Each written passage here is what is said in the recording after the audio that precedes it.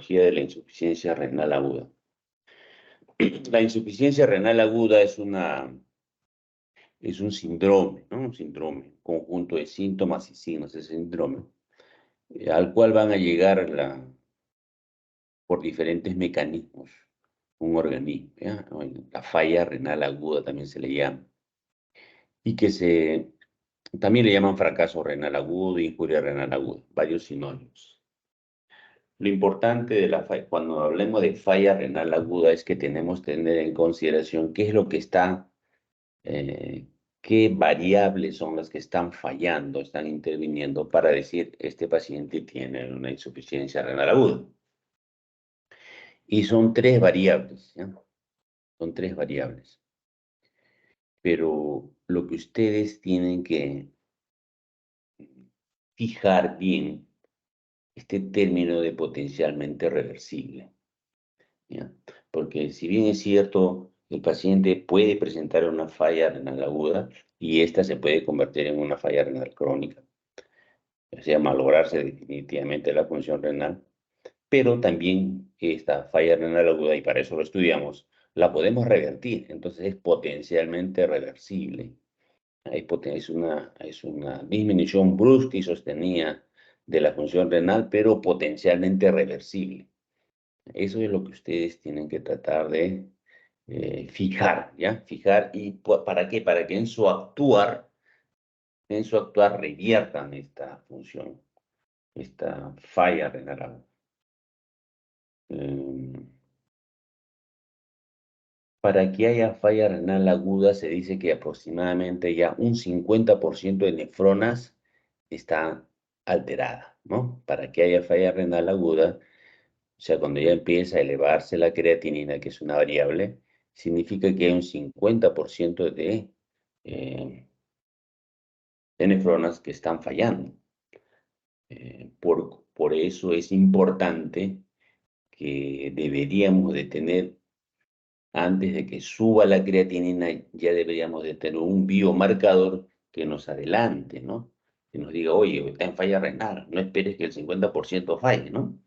Entonces, para eso, en este tema nos falta un biomarcador más precoz. Por ejemplo, en cardiología llega un paciente con dolor torácico y le toman su electrocardiograma y si no sale nada o sale algo, se corrobora paralelamente con un estudio de troponina. Y la troponina te dice inmediatamente tiene o no tiene infarto. Y esa troponina no necesita pues tanto tiempo, ¿no? Inmediatamente, apenas empieza el dolor a las horas ya te sale elevado. A diferencia de en la falla renal aguda, pasan 12, 24 horas, está en falla renal y recién comienza a elevar la creatinina, que es un indicador de falla renal aguda. En conclusión, necesitamos un biomarcador más temprano. Existen un montón de biomarcadores que están en estudios en el mundo, pero aún no tenemos un consenso. ¿Cuáles son los biomarcadores funcionales que se utilizan para definición de la ira? Es la creatinina sérica. Es decir, que cuando un paciente empieza a elevar la creatinina, estamos hablando de una falla renal. ¿Ah? Ustedes cada vez que vean creatinina alta, en su mente viene, es una falla renal. Y ahí viene la interrogante, ¿aguda o crónica?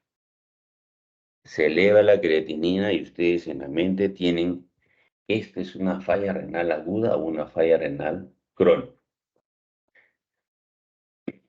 Entonces, ¿cómo diferenciamos una falla renal aguda de una crónica? Cuando le enseñen la insuficiencia renal crónica, les van a decir cuáles son los síntomas y signos. Y en la aguda, igual. Pero vamos adelantando algunas diferencias, ¿ya? Una falla renal aguda se diferencia de una falla renal crónica, que el agudo, desde el punto de vista ectoscópico, luce sano, no hay anemia. Podría tener náuseas y vómitos por un cuadro de retención nitrogenada, ¿no? Que se eleva la creatinina, que se eleva la urea, da un cuadro agudo. Como estos pacientes retienen cuerpos nitrogenados, que es la creatinina y la urea, te dan un síndrome urémico y el paciente inmediatamente tiene un síndrome urémico. Podría tener cefalopatía urémica, podría dar náuseas, podría ser policerositis, etc., ¿no? Pero con forma aguda, náuseas y vómitos es una característica de la falla del síndrome urémico, una falla renal aguda. En cambio, el paciente renal crónico no está acostumbrado a tener urea alta, creatinina alta, no le afecta. Entonces, el paciente renal crónico tiene cuando llega descompensado no tiene náusea, no tiene vómito, porque tiene urea y creatinina alta, está acostumbrado a esos niveles. Tú hablas con ese paciente y su aliento huele a orina, a urea. Están acostumbrados, entonces no tienen náusea. Es una forma clínica de poder diferenciar este agudo y este crónico. La otra parte, en la parte endoscópica también la diferencia es que el paciente crónico podría tener algunos signos o tiene signos de enfermedad crónica, ¿no? Y tú te puedes dar cuenta de que un paciente luce enfermo crónico cuando en sus facies, en su endoscopía, se le ve desnutrido demasiado. En cambio, el agudo no. ¿Y cómo no? ¿Cómo calificamos que un paciente luce crónico esté enfermo? Dice, este paciente está desnutrido, este está mal. ¿Cómo te das cuenta? Por dos parámetros. Uno es el reborde óseo. Entonces, vemos a un paciente ectoscópicamente, vemos los rebordes óseos. Un paciente que luce sano, gordito, no se le notan los huesos. En cambio, un paciente desnutrido, un enfermo crónico, se notan los rebordes óseos. Tenemos que tener en nuestra mente siempre que los pacientes pueden ser agudos o crónicos, de cualquier enfermedad, no solamente renal, ¿no? Los pacientes oncológicos, los pacientes con enfermedades crónicas, tuberculosis, HIV, lucen enfermos crónicos, tú te das cuenta porque le vas a ver los rebordes óseos. Y otro dato importante en la semiología es la ausencia de las bolitas de Bichat, esa grasita que tienen como que se sacan los modelos para no tener calcitonas, ¿no? Ausencia de la bolita de Bichat. Esos dos parámetros, ya este paciente está desnutrido o dices está luce enfermo crónico. Bien. Entonces, esa es una de las diferencias que podríamos hacer a grosso modo entre un paciente renal agudo de un paciente renal crónico. Pero todos son hipótesis, ¿no? Son hipótesis explicativas. Tú tienes el derecho a plantear hipótesis porque las hipótesis son susceptibles de ser verdaderos o falsos. Entonces los vas a demostrar. Tú planteas y lo tienes que demostrar con la ayuda diagnóstica, si es verdad lo que tú estás planteando. Pero obviamente planteas hipótesis que sean explicativas, no vas a plantear cualquier tipo de hipótesis tontas, ¿no? Muy bien. La otra forma de poder diferenciar una falla renal aguda de una falla renal crónica es creatinina en rojo, alto la creatinina, dices agudo crónico. La otra forma, tú ya has hecho tu planteamiento desde el punto de vista clínico, etoscópico, pero también puedes hacerla desde el punto de vista de ayuda de imágenes. Y en la ayuda de imágenes, el que te va a ayudar es la ecografía renal, porque la ecografía renal te va a decir cómo está la cortical renal. Cortical. Entonces, cada vez que ustedes vean una creatinina alta, es decir, ¿qué cosa? Agudo crónico. Entonces, lo que tú decís, me gustaría saber cómo está la ecografía renal, cómo está la cortical, ¿no? La ecografía tiene mucha ayuda para diferenciar si es agudo crónico. Incluso a veces hacen las interconsultas a nefrología, pacientes, solicitar previamente ecografía renal, ¿no? Solicitar para ver cómo está la cortical. Ayuda bastante.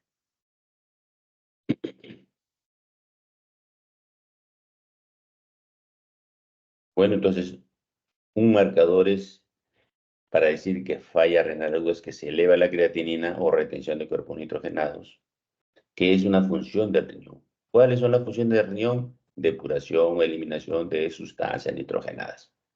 La otra función es equilibrio hidroelectrolítico. Equilibrio hidroelectrolítico, es decir, eliminan líquido, orina y electrolitos. ¿No? Esa es otra función renal. Acuérdense de estas dos funciones renales que les estoy diciendo.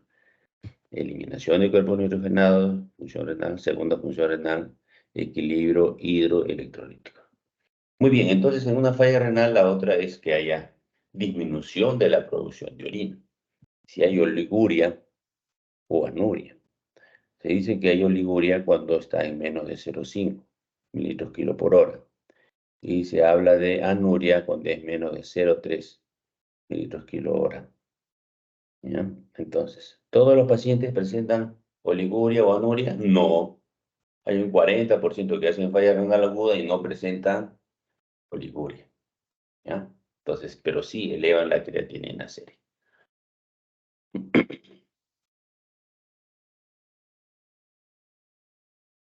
Ahora, aquí hay algo que nunca se comenta, pero puede ser que un riñón solo esté fallando y el otro no. O sea, falla renal aguda de un solo riñón, pero que no se traduce ni clínicamente ni se traduce con este marcador de creatinina sérica ni con la disminución de la producción de orina. O sea, está fallando el riñón, pero no te das cuenta. Falla el riñón, por si está fallando un riñón, el riñón derecho, y no se traduce en ni clínica ni laboratorialmente. ¿Por qué sería eso? A ver, vamos a preguntar a Catherine Nicole. ¿Me escuchas, Catherine?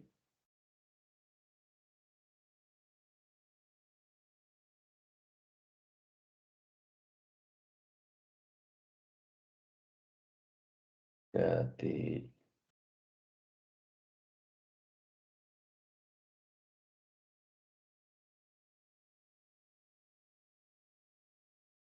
¿Quién otro quiere participar? Anabel,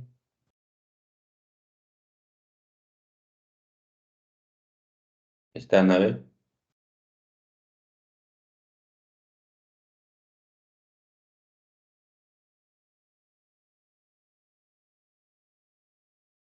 Luz. Sí, doctor, buenas noches. A ver, Lucecita, no tú eres la única que estás en el aula, creo. Doctor, disculpe una pregunta. ¿Ha estado pasando sus diapositivas o se ha quedado en la diapositiva donde dice tradicionalmente se utiliza dos biomarcadores? Ahí estamos, ahí estamos. Ah, ya, doctor, está bien. Planteé una pregunta, Luz. En la falla renal aguda tú te das cuenta porque sube la creatinina y porque no orina. Es lo clásico. Pero si el riñón derecho nomás falla solo él y el izquierdo no, esto no te está dando manifestación clínica ni laboratorial, ¿no? No se eleva la creatinina ni tampoco disminuye la orina. Entonces, ¿cómo podrías darte cuenta que está fallando el riñón? No hay falla renal. ¿O por qué se daría? ¿Por qué está fallando el riñón y no te das cuenta? No te das cuenta porque no sube la creatinina y no deja de orinar. ¿Por qué crees que ocurre eso?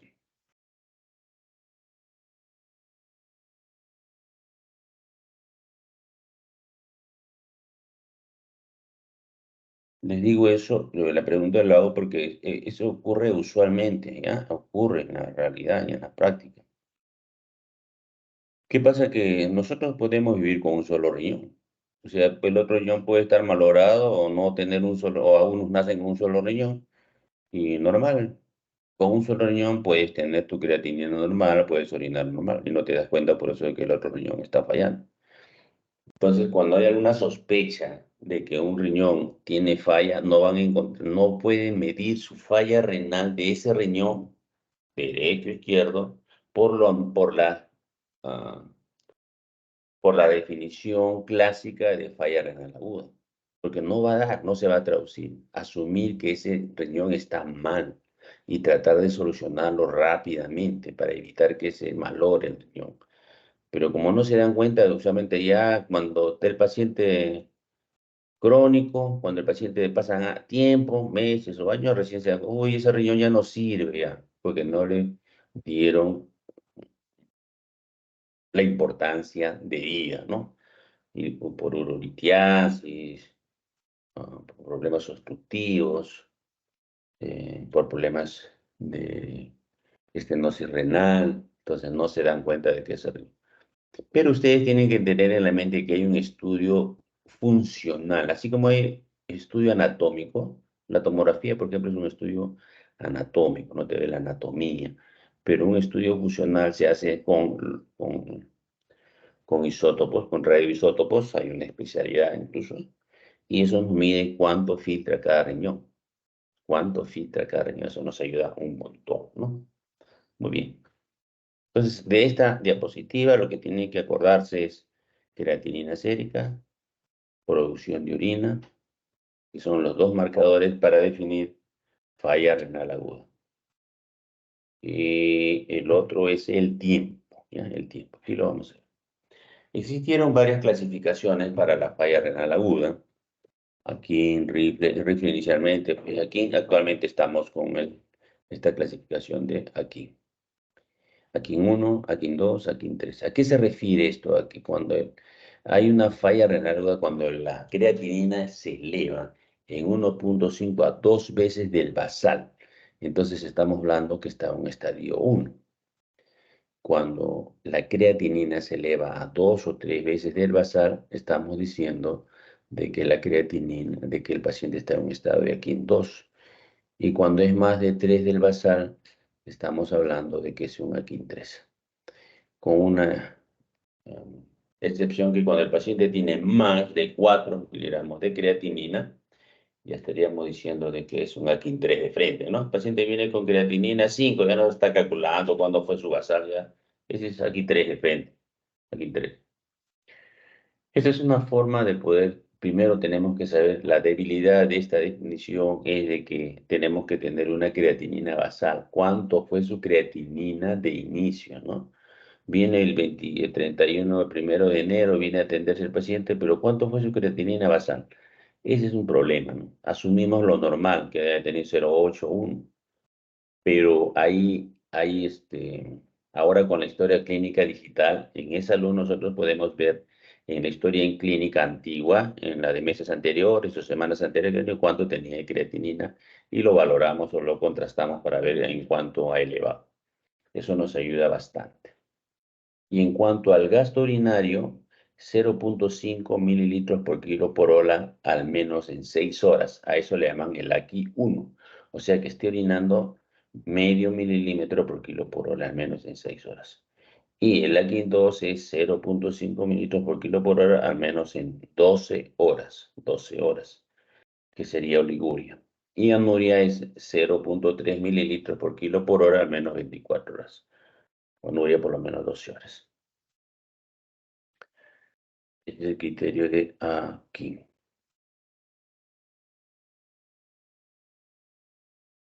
Cuando nosotros hablamos de la función renal, tenemos que considerar al riñón en el centro y todos aquellos factores que influyen en la falla renal aguda pueden ser antes del riñón, en el riñón o después del riñón. A eso nos referimos que la falla renal aguda.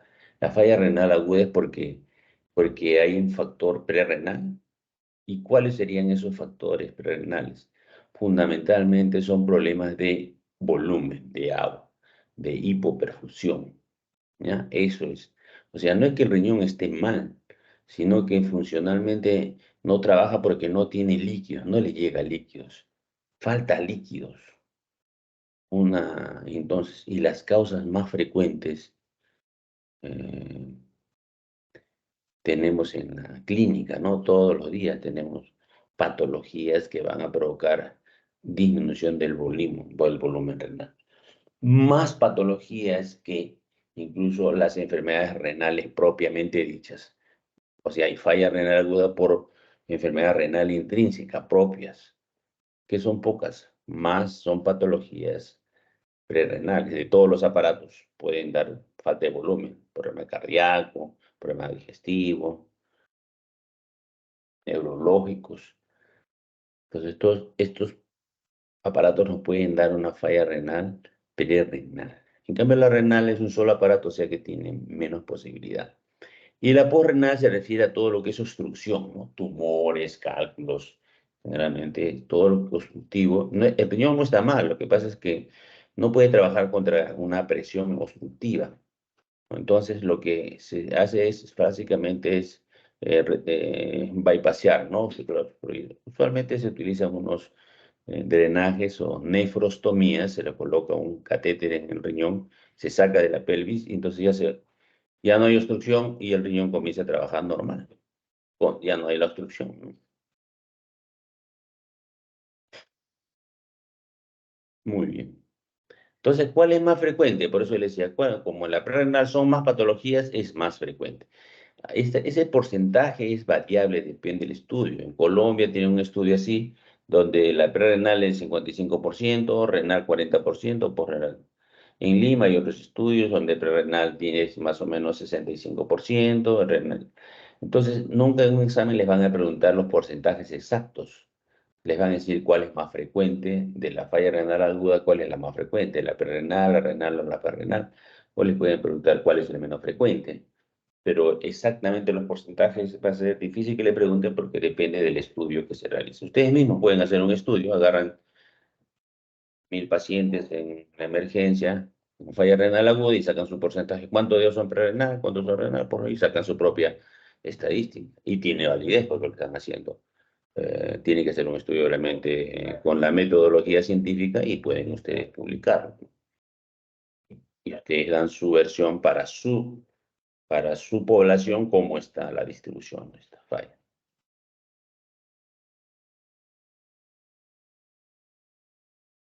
Muy bien. Luego vamos a ampliar un poquito más de esto. Pero aquí, de esta tabla, lo que tenemos que acordarnos que la falla renal puede ser por problemas prerrenales, por problemas renales y por problemas posrenales. Y que lo más frecuente es el problema prerrenal, que usualmente lo atiende el clínico, el problema renal, que usualmente lo atiende el nefrólogo, y el posrenal, que usualmente lo atiende el urólogo. El urólogo tiene menos patología, pero es el que gana más. No es más rentable porque tiene más, porque cobra por procedimiento. Ustedes que están estudiando van a elegir en algún momento rama médica o rama quirúrgica con nada de especialidad. Lo ideal es hacer una rama que tenga las dos, clínica y quirúrgica. Cuando es solamente clínica, es que los procedimientos en las quirúrgicas tienen mayor rentabilidad, ¿no? Por eso, y si ustedes hacen una parte clínica clínica y quirúrgica, ahí no pierden tanta el pensar en hacer diagnósticos, ven consultorio y también ven parte quirúrgica. Quiero hacer recordar lo que son las funciones del riñón. Les hablé de dos funciones.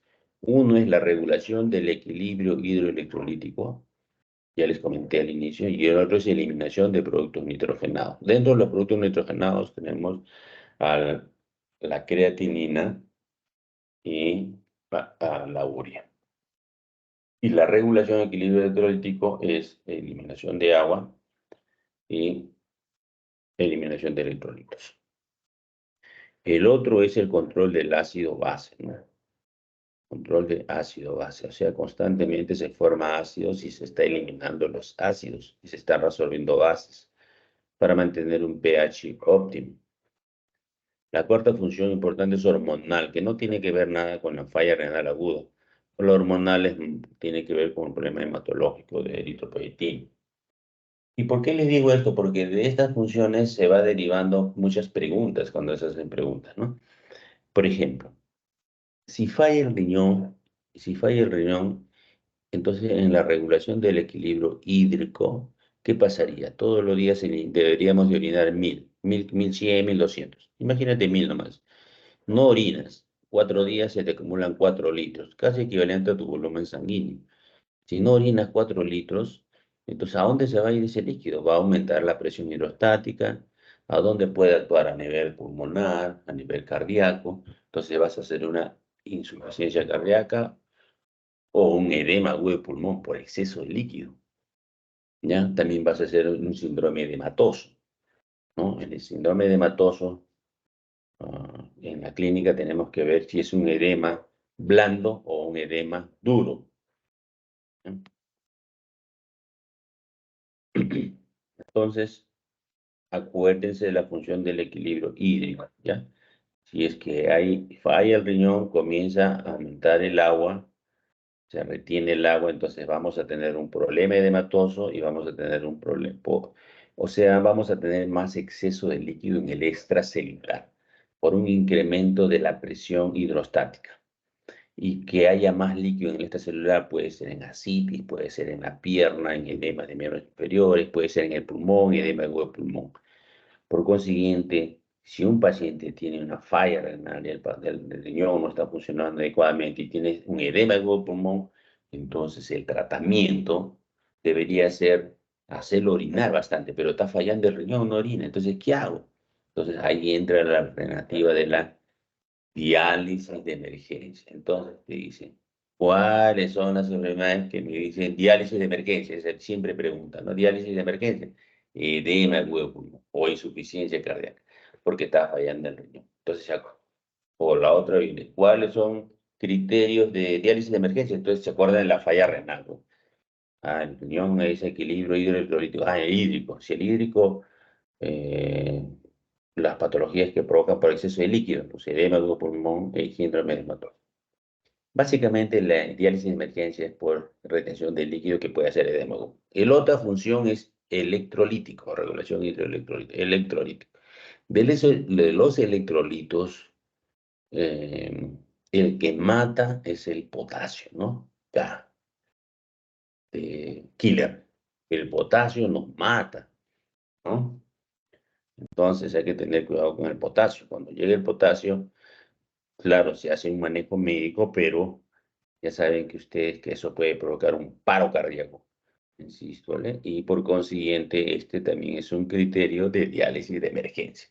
O sea, acordándose de esta función del riñón, ustedes se van a acordar también preguntas potenciales de diálisis de emergencia. La otra parte es eliminación de productos nitrogenados, creatinina, urea, ¿no? Cuando se elimina, cuando tienes tú, por ejemplo, 8 de creatinina o 9 de creatinina, urea 200, urea 300, uff, está elevado. Oye, eso que tienes creatinina alta, más de 6, otro dice más de 8, urea más de 200, otro dice más de 250. Que tengas elevados es un criterio de diálisis de emergencia, sí, pero si tienes síndrome urémico, acuérdense porque hay pacientes crónicos que tienen urea alta, creatinina alta y no le dan nada, o sea, no tienen síndrome urémico, porque están acostumbrados, es un crónico. Pero un paciente agudo, ¿no? Uno de ustedes que tenga una diarrea coleriforme maldita, hace 2, 3 días, se seca, no orina, y entonces el riñón comienza a retener creatinina, urea alta, comienza a vomitar, entonces ese es un criterio de diálisis de emergencia. Que tenga síndrome urémico, retención nitrogenada con síndrome urémico. ¿Y qué es síndrome urémico? De repente usted va a decir, porque el síndrome urémico es todo un contexto, ¿no? Afecta a todo el organismo, porque la urea es muy difusible. A nivel cerebral da encefalopatía urémica, a nivel cardíaco da policerositis, a nivel gástrico puede dar hemorragias, ¿no? Gastritis urémica, puede dar náuseas, puede dar vómitos, ¿ya? Entonces, la segunda función, eliminación de cuerpos nitrogenados. No se olviden, urea, creatinina elevada con síndrome urémico, diálisis de emergencia. El otro es que siempre nuestro pH sanguíneo está en un promedio de 7.4, ¿no? Más o menos 0,5. Y el pH de la sangre venosa, una vez preguntaron así, bastante se tranquearon, que el pH de la sangre venosa también es el mismo, pues la sangre tiene que tener el mismo pH, estará un poquito en el rango. 7.4 más menos 0.4, este será el 7.4 menos 0.4, un poquito más bajo del límite inferior, pero igual está en ese rango el pH de la sangre venosa. Para que ocurran las reacciones bioquímicas en nuestro organismo, necesitamos un pH óptimo. Para que actúen los fármacos, necesitamos un pH óptimo. Si un paciente está en una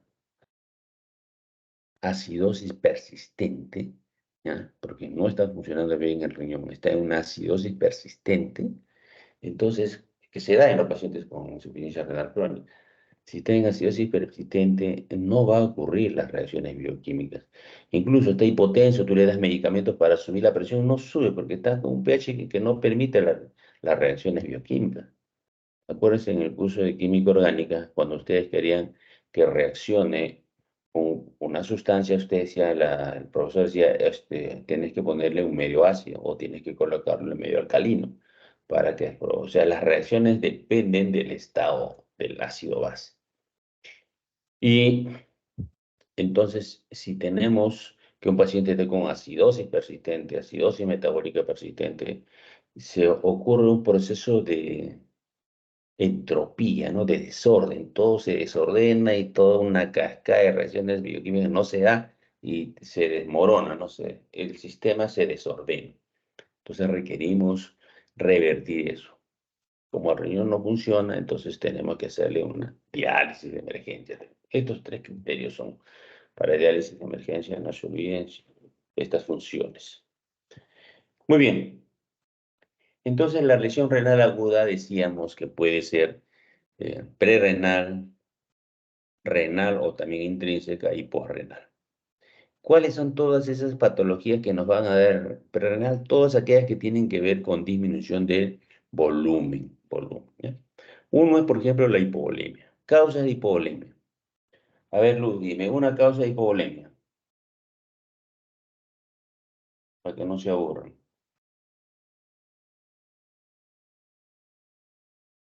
Anabel, Jacqueline.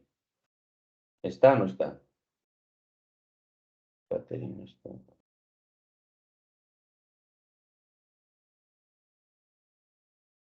Catherine,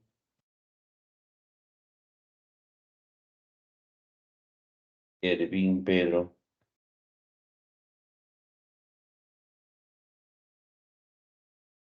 Gisela. Gisela, Sí, doctor, buenas noches. Una causa de hipovolemia puede ser las hemorragias. muy bien. ¿Qué hemorragia? ¿De qué tipo? Por Cualquiera, ¿no? traumatismos, Ya. ¿Qué otra hemorragia? Sácale el jugo al título. Si tienes hemorragia, ¿de qué hemorragias? Igual todas son hipovolemias, ¿no? ¿Qué hemorragias piensas? Una de las em, mujeres, por ejemplo. menstruación.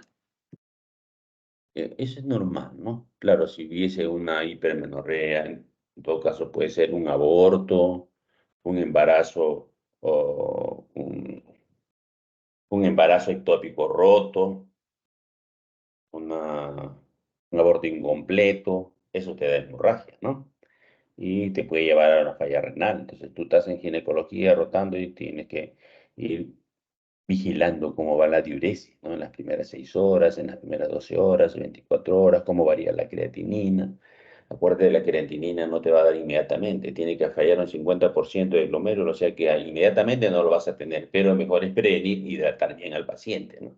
Garantizar que esté orinando por lo menos 1 mililitro por kilo por hora de orina, que haya eso. Si está disminuyendo, atención, falta un poquito de líquido. Oye, vamos aumentando el líquido un poquito para mantener una diuresis adecuada.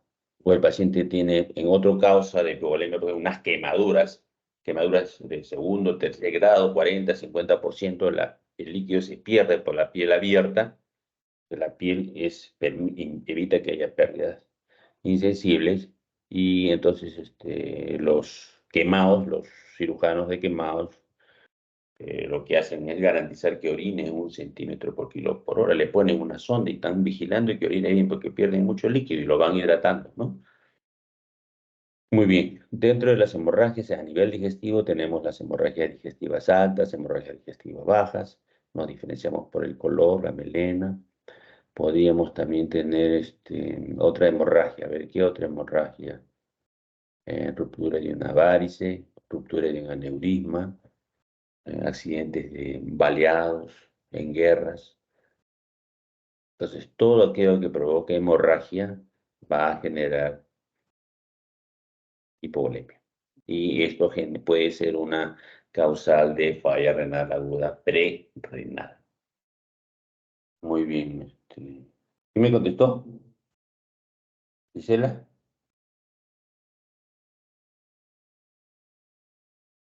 Anabel.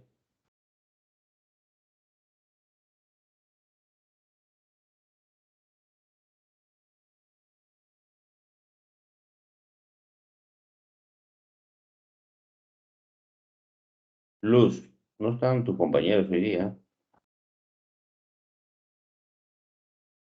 Luz. Sí, doctor, justo le estoy escribiendo a mi compañera. Ahora, No están, ¿no? Si no te paso el PPT nomás, ¿ah? sí estamos presentes, doctor. Me voy a acabar esta diapositiva. Muy bien, el siguiente es la disminución del gasto cardíaco. El corazón, el ventrículo tiene una capacidad de contracción que se mide como FEBI. Cuando esta contracción disminuye, hay un gasto cardíaco disminuido, entonces la presión hidrostática generada a nivel renal está disminuida, entonces su capacidad para poder hacer filtrado de orina baja. Entonces es otra causa de falla renal aguda prerrenal, que haya un gasto cardíaco bajo. El otro es la disminución del volumen circulante eficaz que corresponde a la insuficiencia cardíaca congestiva, que es semejante al gasto cardíaco, ¿no? Insuficiencia cardíaca congestiva. Y la otra es la insuficiencia hepática, o sea, la cirrosis. ¿Qué pasa en la cirrosis? En la cirrosis, acuérdense ustedes, el hígado es un hígado que está todo fibrosado. Todo el sistema circulatorio que viene de la cavidad abdominal a través del sistema porta, pasa por el hígado para luego ir al corazón, pero el hígado tiene una resistencia aumentada. Entonces, no pasa, la sangre se retiene, hay un stop, un enlentecimiento. Entonces, eh, en el sistema Porta lo que tratan de buscar es una forma de cómo bypasear y por eso se forman las famosas varices esofágicas, las hemorroides, la circulación colateral y medusa en el arterio umbilical. Punto. Porque hay un aumento de la resistencia, aumento de la presión hidrostática.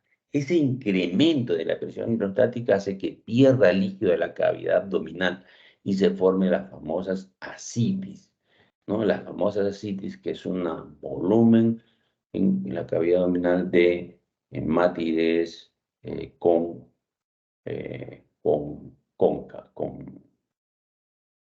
cóncava, ¿no? Cóncava. Y a su vez, que estos pacientes que tienen insuficiencia hepática, su incapacidad para producir albúmina, los cirróticos no forman albúmina por el riñón, el hígado, ¿no? Entonces tienen hipoalbuminemia. Entonces, la presión oncótica, que es la que hace que no pierda el líquido de los vasos sanguíneos, se ve disminuida. O sea, no, por un lado, la presión hidrostática que aumenta la presión hace que salga agua, y por otro lado, la presión oncótica que está disminuida no evita que salga el agua, ¿no?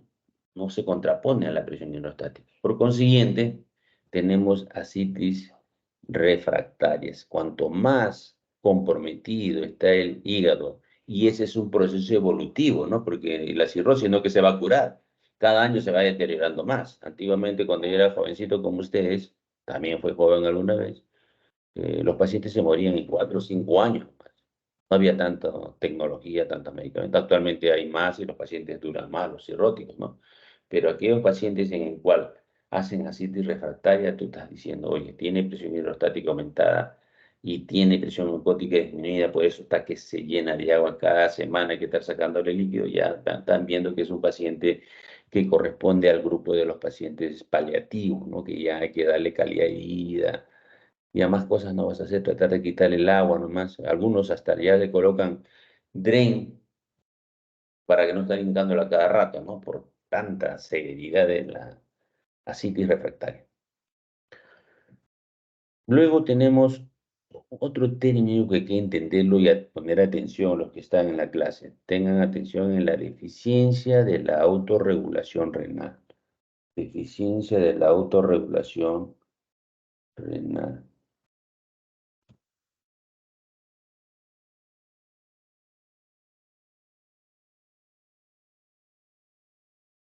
Imagínense ustedes, a ver, voy a buscar.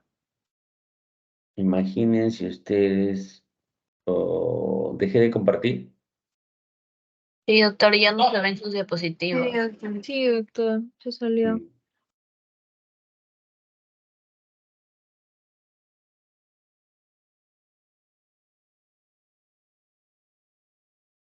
El glomérulo es una arteriola que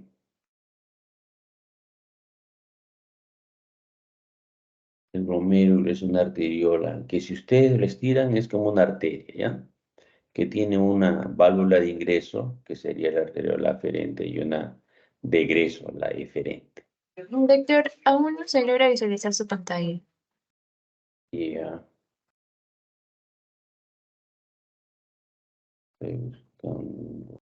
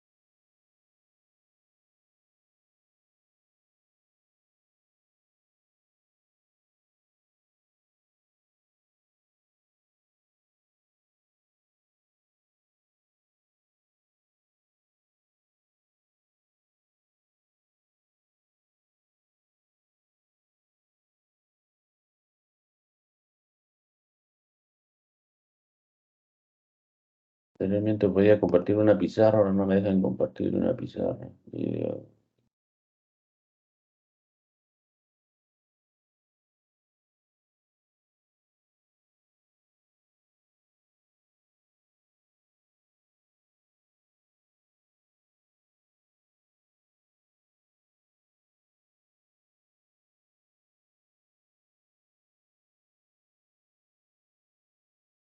Ya. Bueno, entonces ustedes imagínense al glomérulo en un tubo de agua, así lo que está apelotonado, ustedes lo estiran a este capilar, ¿ya? Y ustedes consideran que tiene una válvula de ingreso y una válvula de egreso. Y yo les Doctor, digo, Juan, disculpe, ¿podría sí, colocar su pantalla en modo presentación para poder verlo más amplio? ya, Por pero favor. ahorita no estoy,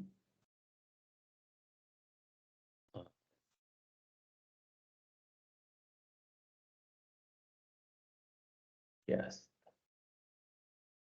pero,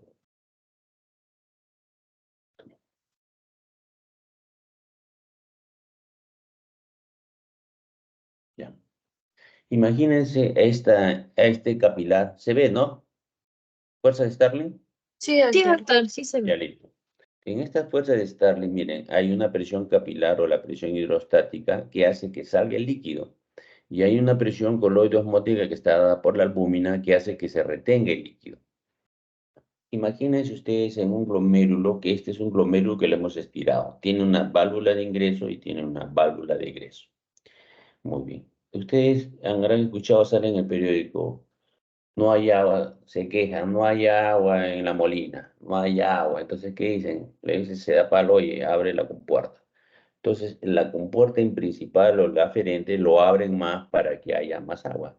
Eso es una forma de que haya más agua en esta zona, en este distrito.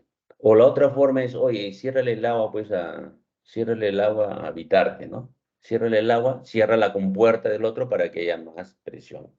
O sea, o abres la compuerta para que ingrese más, o cierras la compuerta distal para que haya mayor presión de agua.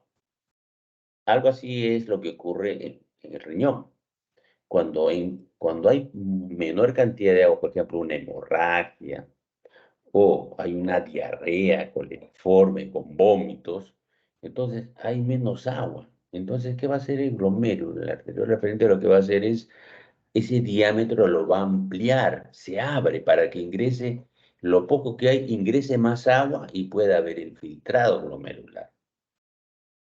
Por otro lado, la compuerta distal, la arteriola eferente, la compuerta distal, como hay poca presión, también el diámetro de esa zona se va a disminuir.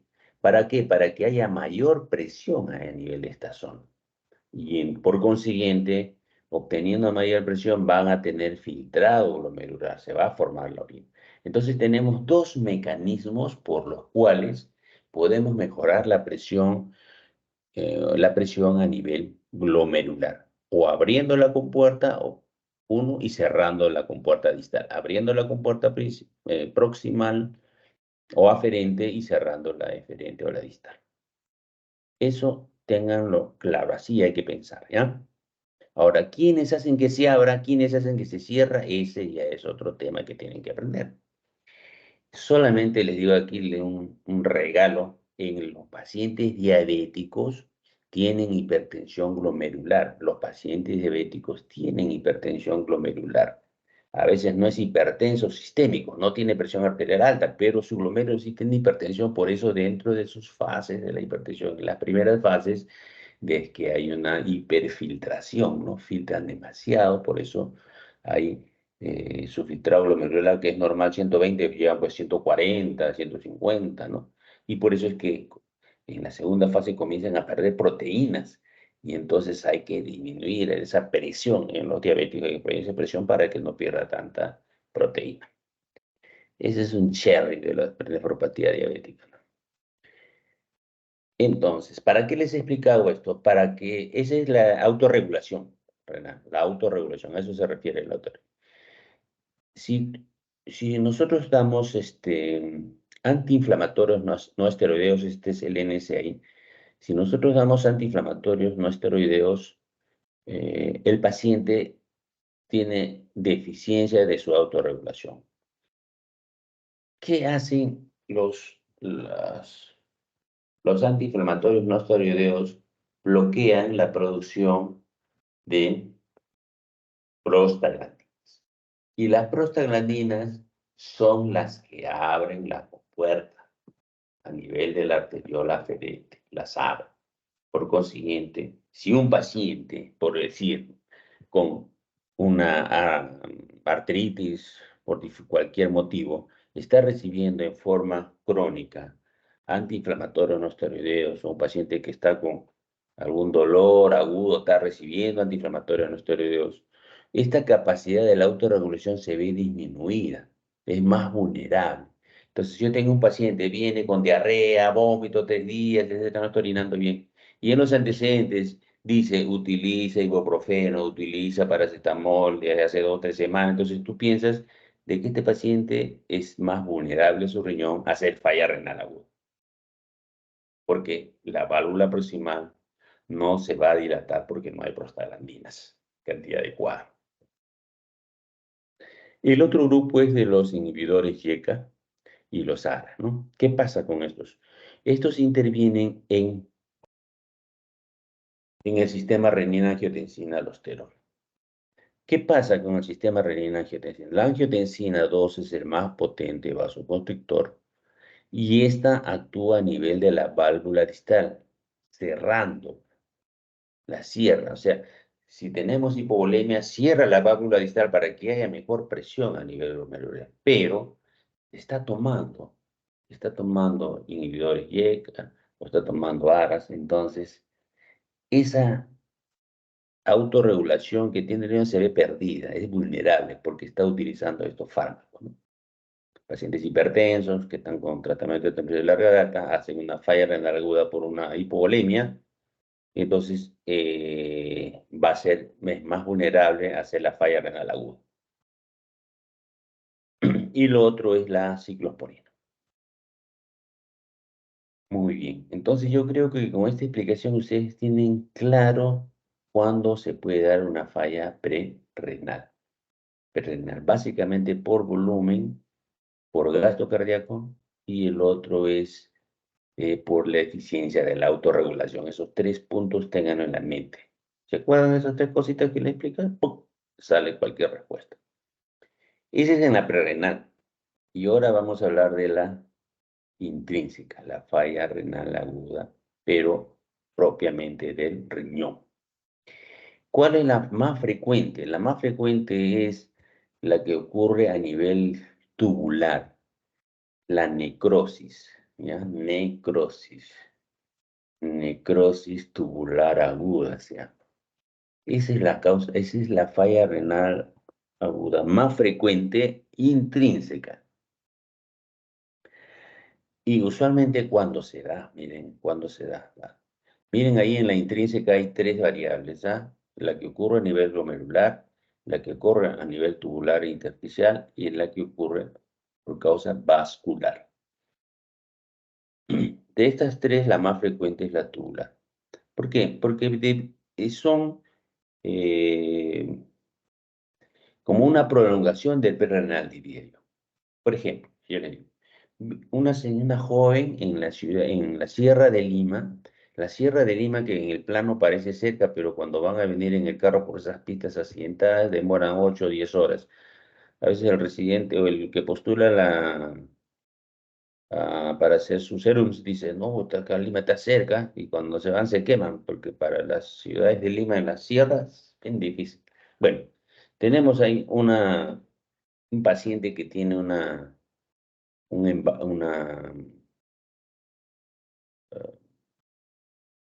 aborto incompleto, está que sangre y sangra todo el día, no le avisa a la mamá, no le avisa para cuando se dan cuenta está pálida que tiene su hijita, la llevan a la posta y la posta dice hay que trasladarla, mientras la traen demoran 8 o 10 horas, con sangrado, una anemia severa, hipotensa.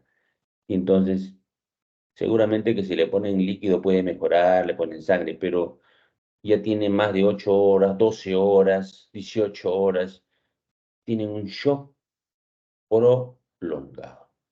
Shock prolongado. Los mecanismos de defensa, la autorregulación no permiten, no, el paciente no orina. Es más, se cierra tanto las arterias que ya no irrigan, no hay sangre a la porción tubular intersticial y estos se necrosan. Entonces hace una necrosis tubular aguda. En tal caso, la falla renal, que era prerrenal por las características que conocemos que hay hipovolemia, ahora ya no es prerrenal, sino es una renal intrínseca, porque ya está fallando el riñón, hay una necrosis tubular aguda. Entonces, pueden venir una pregunta de esa naturaleza, ¿no? Paciente con hipovolemia, con diarrea, con hemorragia severa, y que tiene creatinina alta, tú podrías decir, es una prerrenal, pero en el examen, bueno, ya sería para medicina, bueno, te pueden poner que el sodio en orina es mayor de 20. El sodio en orina es mayor de 20. Dices, que el 20 es, bueno, es la nota que todos quieren siempre, ¿no? El 20. Pero si el sodio en orina es mayor de 20, significa que el riñón ha perdido su capacidad de retener sodio. Porque si el paciente está con hipovolemia, entonces necesita agua, y para tener agua jala sodio. Entonces debe tener menos de 20, porque si está ahorrando sodio, tiene que ahorrar sodio. Todos los hipovolémicos tienen que tener menos de 20. Todos los hipovolémicos tienen que tener menos de 20 el sodio. ¿Por qué? Porque está ahorrando sodio al riñón. Y como el riñón está sano, lo que está problema es el volumen, entonces trata de ahorrar sodio para jalar agua. Pero hay un momento en que el riñón ya no puede. Y entonces comienza a perder sodio. Y el sodio sube 20, 30 en la orina. Señal de que ya el riñón está fallando. Entonces lo que fue prerrenal en su inicio ahora se convierte en un renal. Entonces tiene el cuadro clínico de un prerrenal, pero el laboratorio te dice en el examen sodio mayor de 20 o sodio 30, por decir. Entonces no vayas a caer en la trampa, no vayas a decir, no, ese es un prerrenal, no, es un renal, por el sodio así. También hay FENA, ¿no? FENA mayor de 1, FENA menor de 1, que luego lo vamos a ver.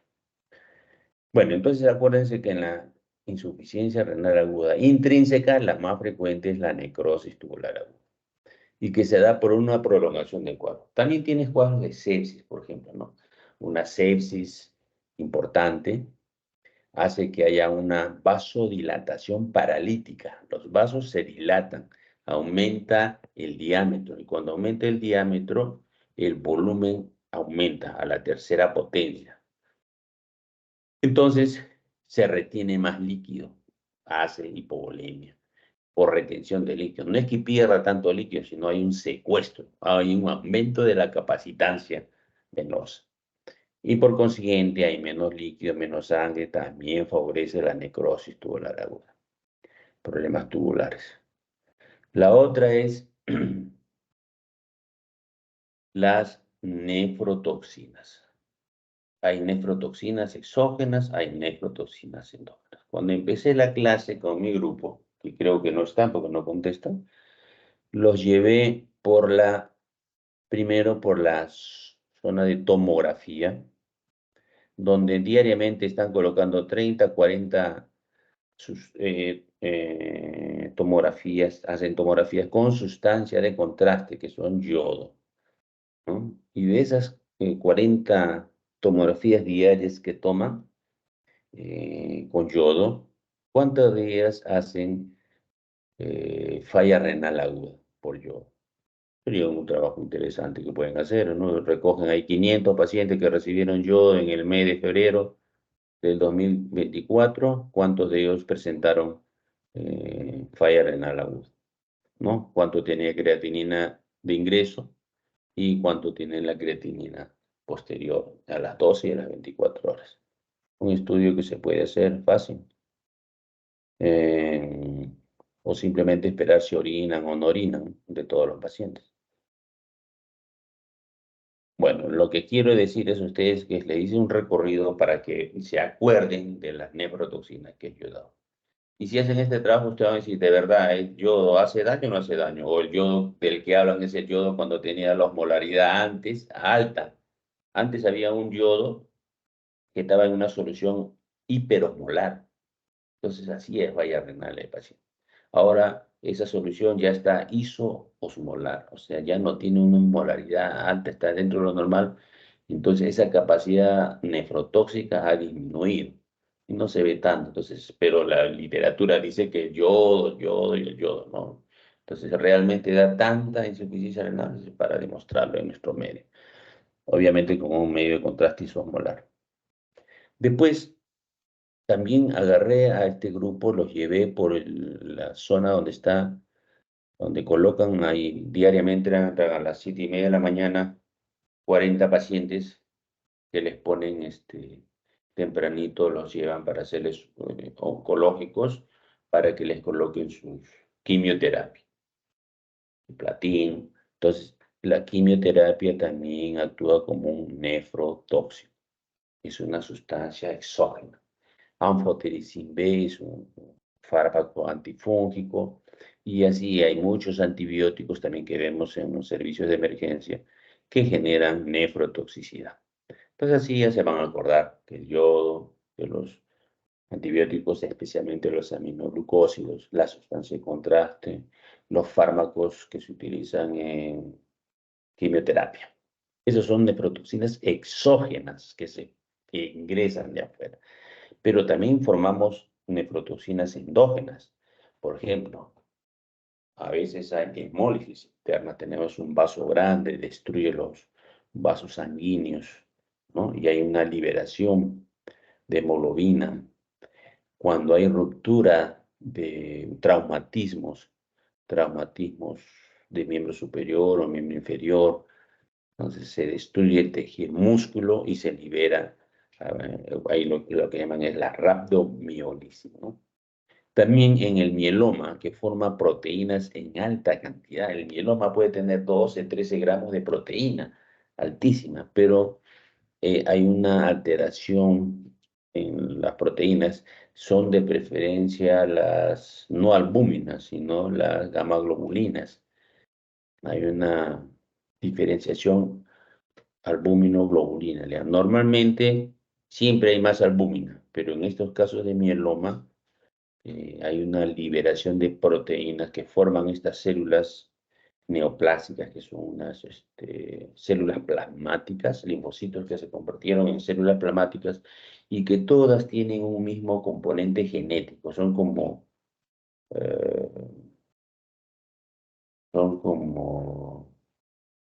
ay, ya me olvidé el nombre. Clon, ¿no? Un clon. Todas tienen el mismo componente, entonces liberan gran cantidad de proteínas y las proteínas en exceso también son nefrotóxicas. Las proteínas son nefrotóxicas, el exceso. El riñón trabaja duro para para evitar perder proteínas, entonces obviamente hace trabajar más el nefrotóxico.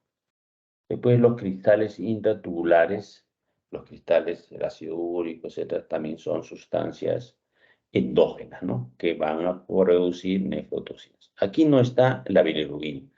A veces tenemos pacientes con coledocolitiasis, obstrucción de la vía biliar con bilirrubinas altas, por encima de 10 pueden hacer falla renal, entonces hay que hidratarlas un poquito, ¿no? Hay que hidratarlas mejor para evitar que vaya acumulación y solucionar el problema de fondo, obviamente.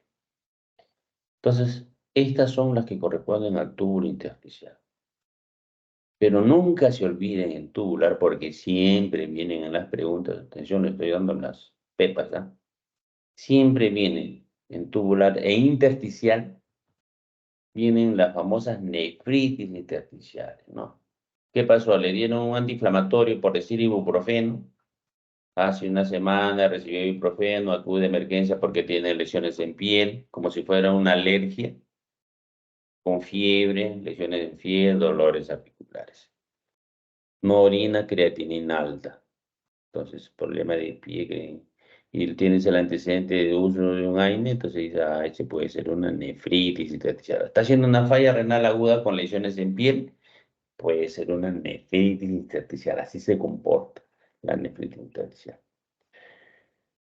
Algunos dicen que cuando no encuentras la causa, no sabes qué cosa es, pero está elevando la creatinina, oye, ¿no será una nefritis intersticial? Y entonces retrospectivamente hacen la pregunta, señor, ¿ha tomado algún analgésico, antiinflamatorio últimamente? Así estuve tomando tal cosa. Es como una reacción alérgica, no solamente en el pie, sino a nivel renal, ¿no? Entonces, revierten con el uso de corticoides. No se olviden eso. Muy bien. Entonces, dentro de la intrínseca ya abordamos lo tubular. Nos falta lo glomerular. Dentro de las glomerulares, las glomerulopatías, la glomerulonefritis aguda, la más frecuente, la más común es la glomerulonefritis post-estreptococcus. Paciente que hace una semana o 10 días ha tenido una faringitis y luego llega porque hace hipertensión, hace hematuria, hace edema. El antecedente que hace 7 a 10 días ha tenido una infección en la garganta. Así tienen las preguntas típicas. ¿Qué cosa es un síndrome nefrítico? Y le piden su ASLO, porque como ha tenido infección faríngea, para ver si hay antiestreptolicina, si hay estreptococo, ¿no? Beta hemolítico. Entonces el ASLO te mide eso, si ha tenido una infección por estreptococo. Entonces, ASLO positivo todavía sale, es una glomerulonephritis post-estreptococcus. Igual otras enfermedades en piel, por decir estafilococo, también te puede dar esa glomerulonefritis aguda, pero ya no se llama post-estreptocócica, no se llama post-infecciosa, cuando te viene por una diarrea, cuando te viene por una infección en piel. Esas glomerulonefritis te dan síndrome nefrítico, y ustedes ya saben que el nefrítico va con hipertensión, con hematuria, con edema. Un edema duro, no es edema blando. Edema duro. ¿Cuándo se da edema blando? A ver, Caterine. ¿Dónde está?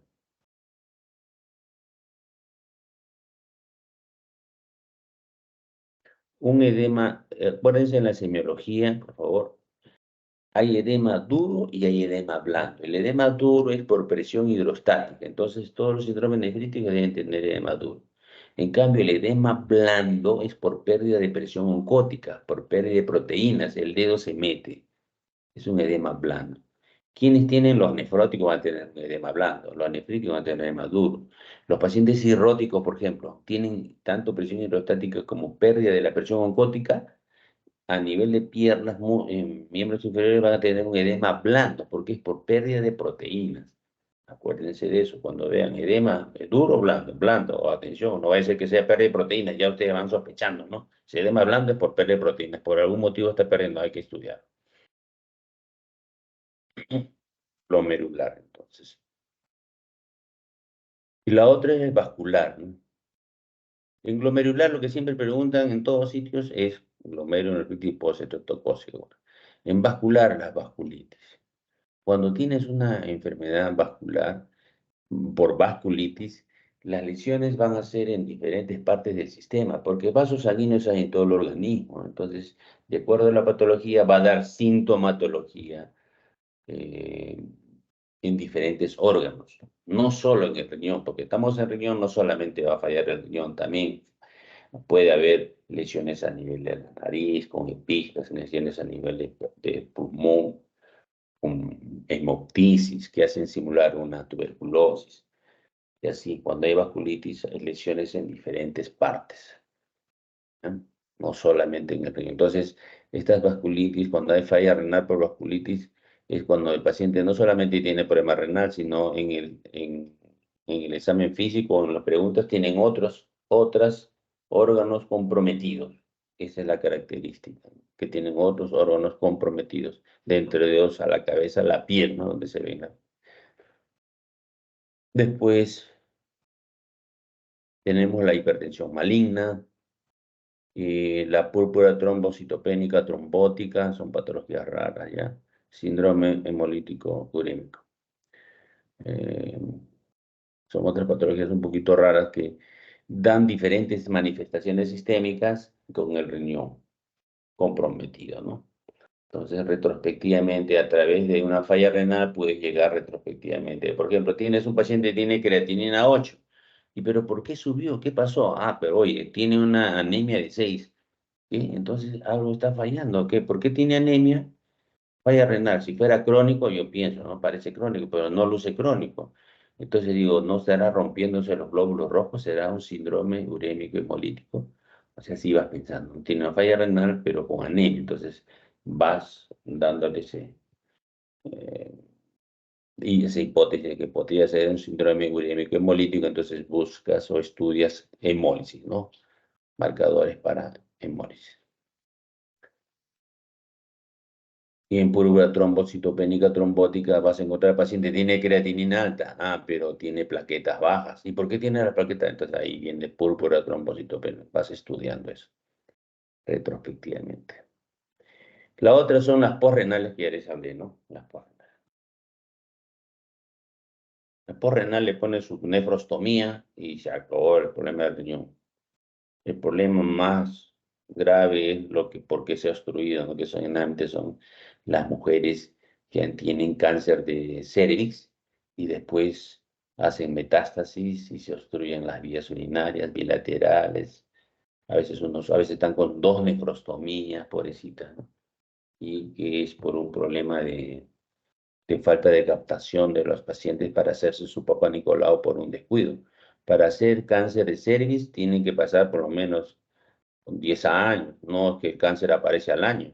O sea, te hacen un Papa Nicolau ahora y sale negativo y se equivocaron, pero al siguiente año otra vez te van a hacer el Papa Nicolau y te puede salir ya positivo, lo que se equivocaron. Se pueden equivocar 2 años, ya tercero, otra vez, pero te va a salir, pero no es que me salió cáncer ahora y el mes pasado no tuve, no, tiene que haber pasado, tiene que haber abandonado, porque son muchos años para que te dé manifestación. Cuando aparece un cáncer de cervix con metástasis es porque ha habido mucho descuido, ¿ya? Y ustedes tienen que cuidarse, chicas. Después la mama también, otro el cáncer de mama, el autoexamen, acostumbrarse a cómo es una mama normal, para que en el momento que por algún motivo aparezca algo, se puedan percatar. Igual, ustedes siempre oculten en la zona renal, traten de ocultar siempre cómo se escucha, si hay sonido o no hay sonido. para que cuando en algún momento escuchen un soplo, digan, uy, este es un soplo, puede haber una estenosis de la arteria renal.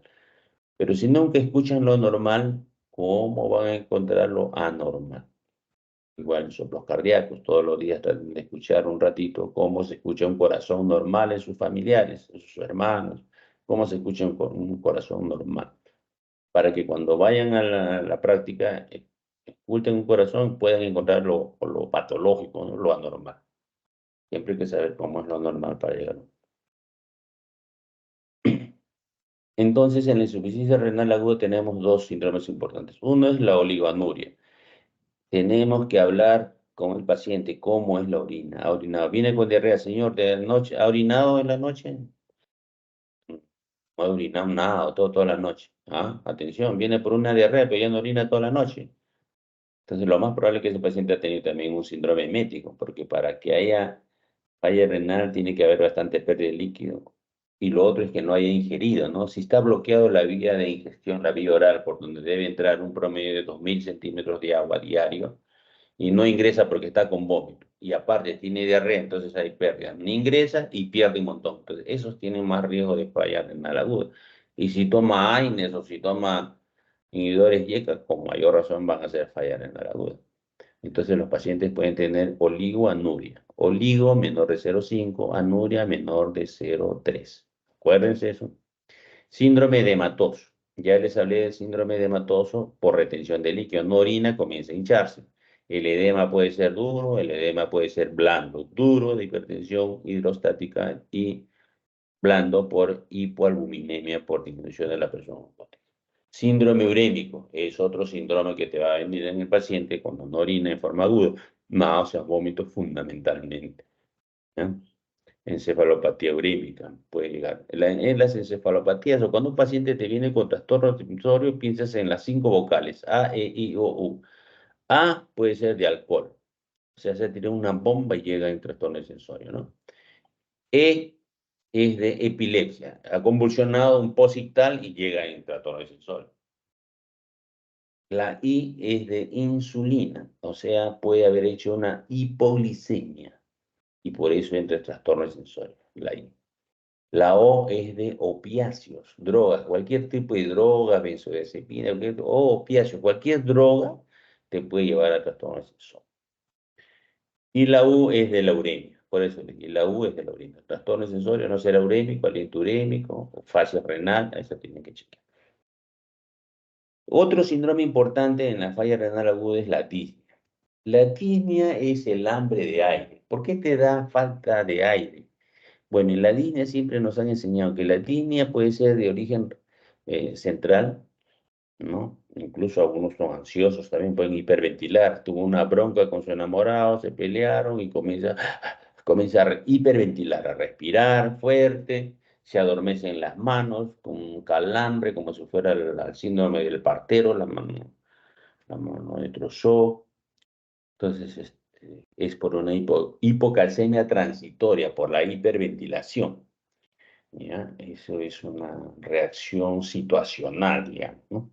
Y entonces el paciente tiene una disnea, pero por psicógena, digamos. Hay otra disnea cuando es de origen respiratorio. El paciente tiene fibrosis, neumonías, entonces le falta aire, ¿no? Entonces, pero el paciente en ese caso respiratorio tolera el decúbito, puede estar echado. La otra disnea es la disnea cardíaca, cuando hay congestión pulmonar. Entonces el paciente no tolera el decúbito, se sienta para que el agua caiga, baje a los alvéolos hacia abajo y entonces pueda tener lugar para poder respirar. Entonces los pacientes no toleran el decúbito, los problemas, los pacientes cardíacos, la disnea de origen cardíaco está en ortonia. Es la regla. Obviamente que el paciente con asma puede estar echado, pero si tiene demasiado ya se sienta, ¿no? Se sienta, ya no puede tolerar. Y no hay mucha dificultad también hacer un diagnóstico de asma bronquial. Aunque hay una insuficiencia cardíaca que silba también, puede ser asma cardíaco o asma bronquial, que no sabe esa diferencia.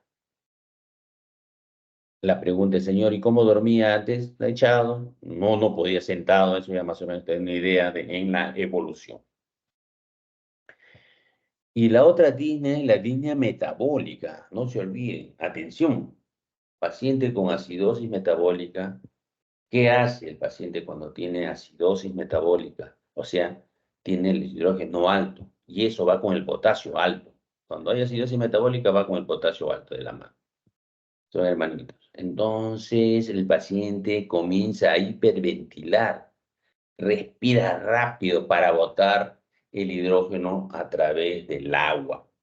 ¿No? El agua elimina dos átomos de hidrógeno. Entonces el paciente hiperventila para barrer con hidrógeno. Entonces tienes un paciente que tiene una falla renal aguda y llega con falla respiratoria, entra a la unidad trama, falla respiratoria, le plantean neumonía o insuficiencia respiratoria, neumonía, ICC, la cuestión. Algunos acaban hasta con tubo, ventilación mecánica por la gran dificultad respiratoria. Le toman la placa de pulmón, no hay gran cosa. Entonces, ¿qué pasó? Que es metabólico. Le tomas un AGA y ves que está con una acidosis maldita, ¿no? Acidosis. Entonces, la acidosis metabólica que se da por retención de hidrógeno y potasio por falla renal te va a disnea. Entonces, ya saben, un síndrome disneico, un síndrome idénico, un síndrome hematoso, oligonuria. Esos son los síndromes que vamos a ver. Técnicamente, desde el punto de vista técnico, valga la redundancia, esto es lo que tenemos que manejar para nuestro curso de semiología, ¿no? Entonces, no se olviden, oliguria, anuria, 0503, síndrome edematoso, edema blando, edema duro. En síndrome edematoso, ¿por qué se da la fisiopatología? Por las fuerzas de Starling, ya no les repito, y el síndrome urémico por acumulación de la urea. La urea es un metabolito que tiene gran capacidad de penetración, penetra las membranas, no tiene problema y se mete al cerebro con tranquilidad, ¿ya? O sea, la urea tiene mucha difusibilidad. Y el otro síndrome es el síndrome de la DI. Esta es una tarita que los puse para que se acuerden, siempre ingresa 2.500 y egresa 2.500, un promedio, ¿ya? Si el paciente en el ingreso está vomitando, obviamente no va a ingresar estos 2.500 menos 300, sería 2.200, promedio, ¿no? 2.200 que no va a ingresar porque está vomitando.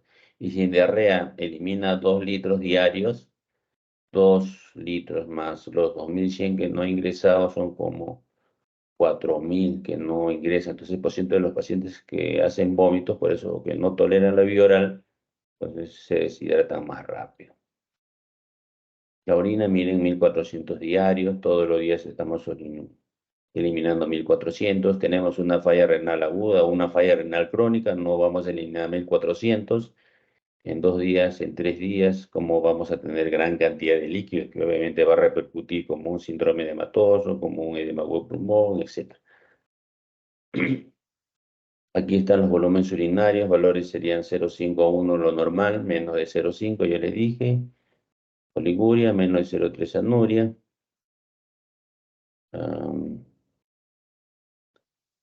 El síndrome hematoso les comenté que era por la aplicación de la fuerza de Starling. Hay un aumento de la presión hidráulica intracapilar, que viene de la presión arterial, ¿no? La media. También se da por la disminución de la presión oncótica intracapilar. También hay factores como aumento de la permeabilidad capilar. Este del aumento de la permeabilidad capilar, acuérdense, cuando ustedes tienen una picadura de insecto, por ejemplo, la histamina favorece la permeabilidad capilar, la vasodilata y se forma un edema. Las picaduras, ustedes pasan el dedo y desaparece eso, entonces dicen, esta es una reacción alérgica, es una reacción alérgica, una urticaria, o podría ser una picadura en un insecto por histamina. Pero eso diferencia de una celulitis. La celulitis, no, tú le presionas la piel y no desaparece el rojo. No desaparece el rojo. ¿Ya? Igual en equimosis, ¿no? Cuando hay púrpuras, equimosis, tú le presionas y no desaparece porque es microsangrado. No es problema de capilaridad. Otro tema es, por ejemplo, hay pacientes que tienen cáncer de mama y le han operado la mama y le han sacado los ganglios axilares. Entonces, ese miembro superior al que corresponde va a tener un edema. y el edema se da porque hay una obstrucción de las vías linfáticas. La vía linfática es una alternancia a las venas para el retorno. Recoge líquido por la linfa, pero como está obstruido, como han vaciado los ganglios linfáticos por el cáncer, entonces el brazo va a estar edematizado, va a tener un mayor volumen por obstrucción, porque incrementaría la presión hidrostática en estos vasos linfáticos si hay edema. La fuerza del Starling, ya les comenté.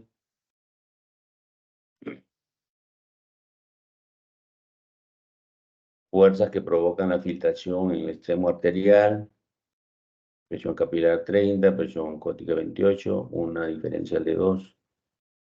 Aquí están los ejemplos de edema duro, el edema blando. Miren, esto es hipoproteinemia. Como el paciente con cirrosis, que ahí se ven, tiene ascitis refractaria, cuanto más severo está la cirrosis, y se forma el edema por las dos fuerzas, ¿no? Porque hay aumento de la presión hidrostática, una oposición al sistema porta, y porque hay una disminución de la presión mucótica, no tienen albúmina. Ese edema blando también, ustedes ven ahí, ese falta de proteína, ¿no? Toque, ¿no? Ustedes ya van mirando. O sea, no simplemente ven edema, no tienen que ir más allá de edema, ya pensar en riñón, pensar en hígado, ¿no? ¿Qué pasó? ¿Por qué tiene hipoalbuminemia este paciente? ¿Que el riñón está perdiendo mucha proteína o el hígado no está formando albúmina? ¿No? Entonces así tienen que ir pensando. Y si ustedes dicen, es el riñón, debe ser riñón, no tiene problema de hepatopatía, debe ser riñón. Si está fallando el riñón, entonces, ¿qué parte del riñón está fallando? Tiene que ser el glomérulo, ¿no? ¿Y qué parte del glomérulo está fallando? Eh, eh, Digo, el nefrón. ¿Qué parte del nefrón está fallando? ¿Será el glomérulo? ¿Será el túbulo contornado proximal, la CIGL, distal, colector? ¿Cuál de ellos está fallando? ¿O está fallando el intersticio? Entonces yo digo, si tiene así edema, esto debe ser glomerular, ¿no? Porque el túbulo, ¿dónde se filtran las proteínas? A nivel glomerular. Entonces, si el glomérulo es una, ay,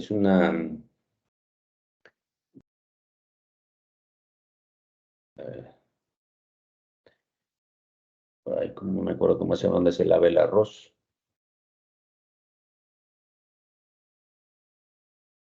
Coladora, ¿no?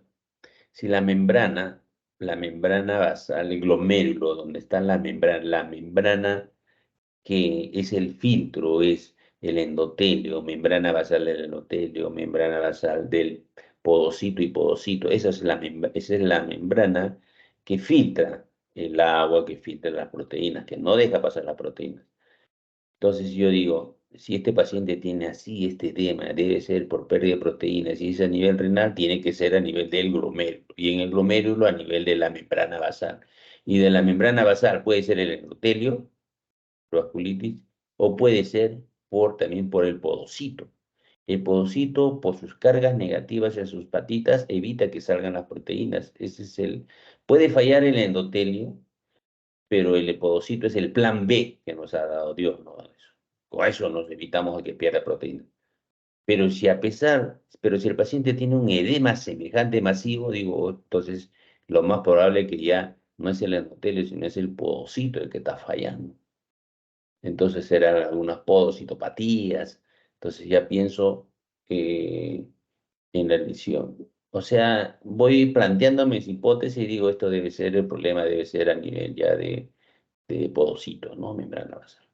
En cambio, las que tienen menos edema duro, hipertensión, digo, puedo pensar en endotelio nomás, no en podocitos. Y así, también intersticiales, tubulares, también puedo perder proteínas. Las tubulares también pierden proteínas, pero pierden proteínas no de rango nefrótico, sino de rango nefrítico, menos de 3.5, ¿no? Pero el nefrótico es 3.5 gramos. Aquí tienen lo que les estaba explicando, la membrana basal, endotelio y los podocitos. ¿Cuáles son las manifestaciones clínicas más comunes del síndrome urémico? Aquí está lo que estaban preguntando. A nivel cardiovascular, hipertensión arterial, insuficiencia cardíaca, estenosis o insuficiencia valvular, ateroma, pericarditis. Cuando nosotros escuchamos un soplo a nivel, a nivel cardíaco, hay un soplo que podemos decir, esta es una pericarditis también, ¿no? Una pericarditis. A nivel de coagulación hay tendencia al sangrado, hipercoagulabilidad, se lavan los dientes, sangran con facilidad. A nivel del sistema nervioso, les comenté, encefalopatía, polineuritis.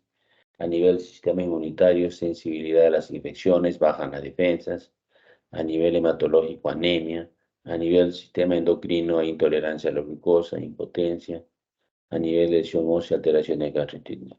Como verán, muchas de estas manifestaciones son de una uremia crónica. Pero nosotros cuando vamos a ver un paciente agudo, usualmente no vemos todas estas cosas. Lo que vemos más que todo es el vómito y la encefalopatía. Eso es lo más agudo que vemos habitualmente, ¿ya? Después, en la historia clínica, cuando ustedes hagan las historias clínicas, acuérdense, cada dato que da el paciente, cada dato es una premisa. Y una premisa es susceptible de ser verdadero o falso. Por ejemplo, yo digo, que vive el Perú. Eso no es una premisa. Ni es ni verdadero ni falso. Pero si yo digo 2 es mayor que 3, sí es una premisa. Porque es susceptible de decir verdadero o falso. En este caso, 2 es mayor que 3 es falso.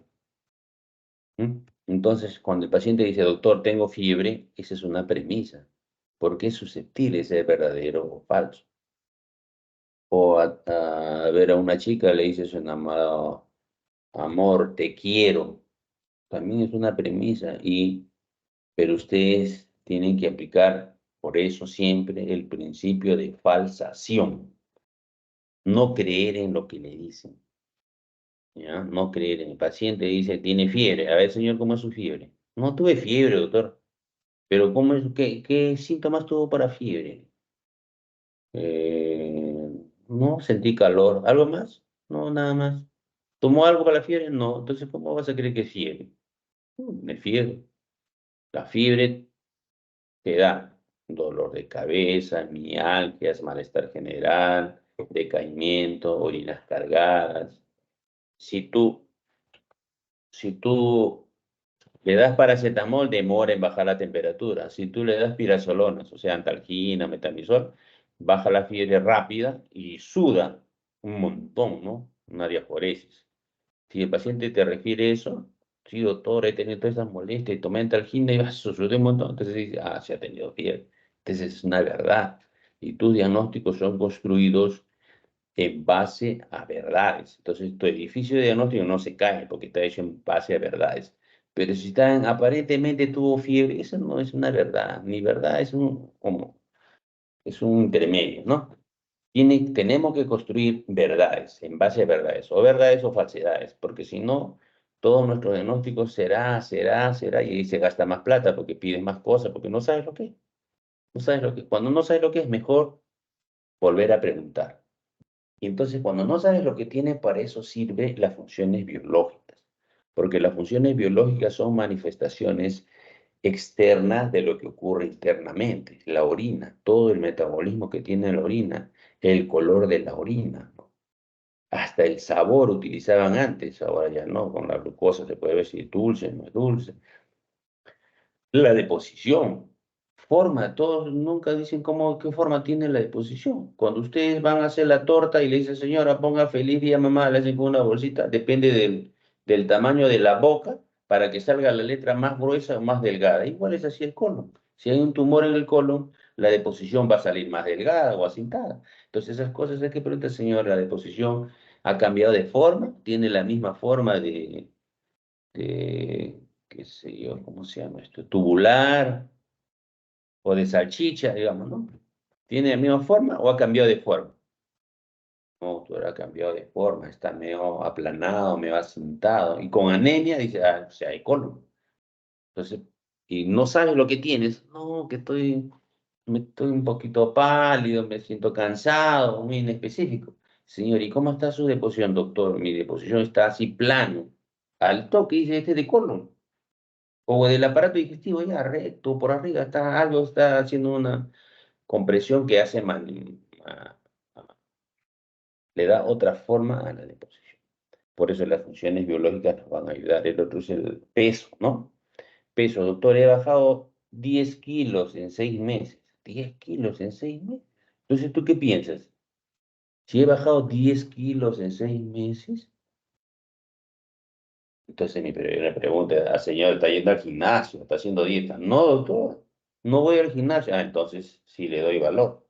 Porque si me dices, no, sí estoy yendo al gimnasio, y está contento todavía de que bajó 10 kilos, entonces tiene una explicación lógica que haya bajado 10 kilos, se le felicita. Pero si el paciente dice, no, doctor, no he hecho el gimnasio, entonces viene la siguiente pregunta, señor, ¿usted ha bajado de peso? 10 kilos, sí, pero he bajado con apetito o sin apetito. Dice, no, todo. Yo tenía un apetito feroz. Y dice que tiene un apetito feroz y a pesar de bajar, entonces dice, ah, que es una endocrinopatía, ¿no? Será hipertiroidismo, será diabetes. Y entonces ahí mismo sale tu palabra. Si dices hipertiroidismo, entonces, señor, come usted rápido, etcétera, le comienzas a mirar los ojos, el cuello, etcétera. O si no, y la otra pregunta viene, señor, ¿y usted está, cómo es la sed? ¿Cómo está? Ah, tomaba mucho líquido, mucho. Entonces ya toca y dice, ah, esta es una diabetes. O sea, la bajada de peso es por un problema endocrinológico. Pero si esa bajada de peso es sin apetito, no comía, no tengo. He bajado todo el kilo, pero no tengo apetito. Entonces, esa es una enfermedad crónica que puede ser un problema oncológico de la cabeza o problemas infecciosos crónicos, ¿ya? Tuberculosis, pero a la cabeza los oncológicos. Así, entonces, las funciones biológicas me ayudan a hacer el diagnóstico. Cuando el relato cronológico no me orienta mucho, las funciones biológicas me facilitan como un feedback a ayudar al diagnóstico. Entonces, no pierdan la oportunidad de que las funciones biológicas le amplíen el diagnóstico. Hay que utilizarla en esta semiología. Ustedes tienen que ser buenos semiólogos para poder llegar a diagnósticos claros. Si funciones biológicas no le toman orina, deposición, así nomás, se fregaron, pierden la oportunidad de tener diagnósticos. El otro es el sueño, ¿no? Hay pacientes que vienen por problemas conversivos, ¿no? O le llaman psicógenos, ¿ya? Tienen dolor de cabeza, tienen palpitaciones, dolor torácico, ¿no? Se le adormece un miembro, o se le adormecen los dos miembros, otros vienen hiperventilando. Entonces, hay muchos en las emergencias que vienen pacientes así, de esa naturaleza, que no tienen orgánicamente nada, que no es psicológico. Y los síntomas que presenta el paciente son inespecíficos, me duele por acá, por allá, no guardan relación. Por decir, se le adormece las dos manos. Entonces, qué raro, las dos manos no puede ser el cerebro, porque el cerebro o se afecta a un de derecho o se afecta al izquierdo, pero nunca los dos, no se van a afectar los dos hemisferios, ¿no? O sea, tienes un tumor en el derecho y eso te va a dar una manifestación clínica del izquierdo, pero no te va a dar de los dos lados. Entonces tú dices, cuando no corresponde anatómicamente, sí, este debe ser problema psicológico, ¿no? Entonces vas buscando una explicación y en las explicaciones del psicológico te ayuda mucho el sueño. Dice, señor, ¿y cómo está usted con el sueño, señorita? ¿Cómo está con el sueño? Uy, doctor, no duermo hace una semana. ¿Y qué pasa? ¿Por qué no tiene sueño? No sé, doctor. No. Entonces ahí viene la pregunta debajo de la manga. Y dígame usted tres problemas más importantes que tenga en su vida aparte de su salud. Entonces ahí le va a comentar el problema más importante. Si le dice lo más importante, le va a dar el más importante, el que le está preocupando. Y ahí comencé, que peleé con mi enamorado, que mi papá me dejó, que mi mamá tal cosa. Entonces comienza a hacer una catarsis, llora y de ahí, por ahí sale el problema. El sueño. En las funciones biológicas el sapo, ¿no? Sed, apetito, peso, orina, flujo vaginal, acuérdense, tiene molestias urinarias, disuria, poliuria, pero tiene flujo vaginal, sospechen de que debe ser una vulvovaginitis más que una cistitis.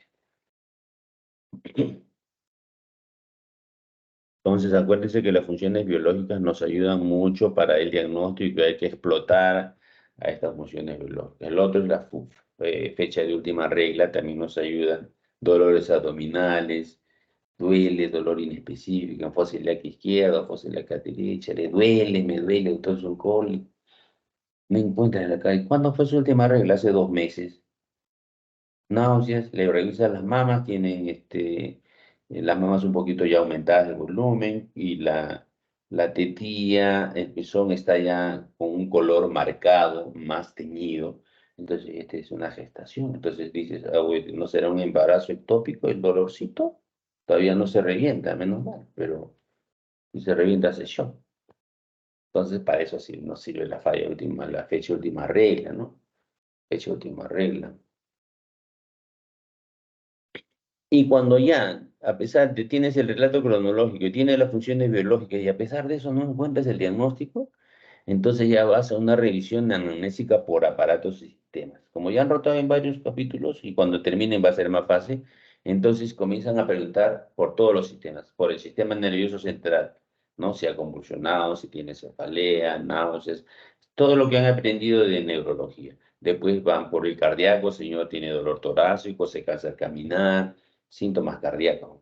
De ahí pasan por el aparato digestivo, tiene disfagia, dolor al pasar los alimentos, si cómo están los alimentos con dieta sólida, dieta líquida, variado.